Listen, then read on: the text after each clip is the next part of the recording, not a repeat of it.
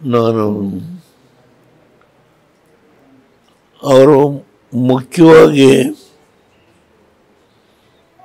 ಈಗೇನು ಕಾಶ್ಮೀರದಲ್ಲಿ ಪ್ರವಾಸಿಗರ ಮೇಲೆ ಆಕ್ರಮಣ ಆಗಿ 28 ಜನ ತೀರೋಗಿದ್ದಾರೆ, 2 ಜನ ಫಾರಿನರ್ಸು ಸೇರಿ. ಅದರ ಬಗ್ಗೆ ನಿಮ್ಮ ರಿಯಾಕ್ಷನ್ ಏನು? ನಾನು ಆಗಲೇ ರಿಯಾಕ್ಷನ್ ಕೊಟ್ಟಿದ್ದೇನೆ. ಈ ವಿಷಯದಲ್ಲಿ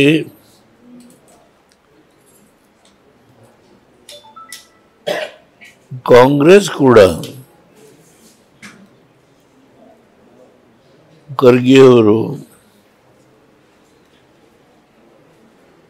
ಮೆಚ್ಯೂರ್ಡ್ ಸ್ಟೇಟ್ಮೆಂಟ್ ಮಾಡಿದ್ದಾರೆ.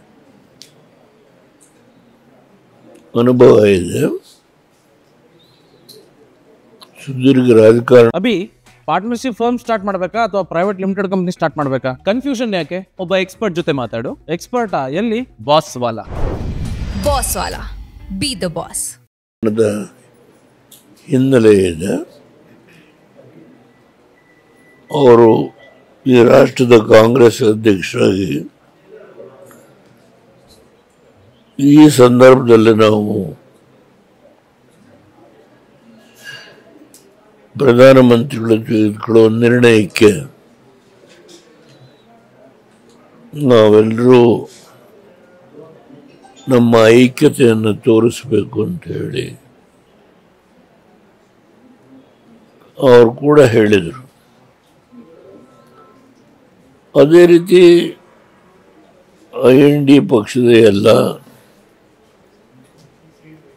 ಈ ವಿಷಯದಲ್ಲಿ ನಾವು ಒಗ್ಗಟ್ಟಾಗಿ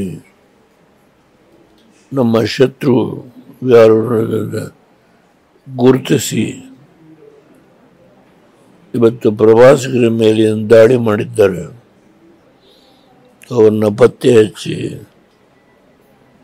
ಅವನ್ನ ಸರ್ವನಾಶ ಮಾಡೋವರೆಗೂ ನಾವು ನಿಮ್ಮ ಜೊತೆ ಇರ್ತೇವೆ ಅಂತ ಹೇಳಿ. ಅದರಿಂದ ಇವತ್ತು ದೇಶದ 140 ಕೋಟಿ ಜನ ಈ ವಿಷಯದಲ್ಲಿ ಆ ಕೃತ್ಯವನ್ನು ಖಂಡಿಸಿದ್ದಾರೆ.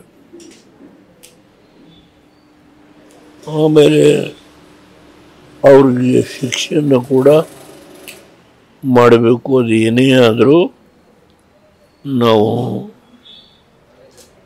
ಸರ್ಕಾರದಿಂದ ನಿಲ್ತೇವೆ ಅಂತ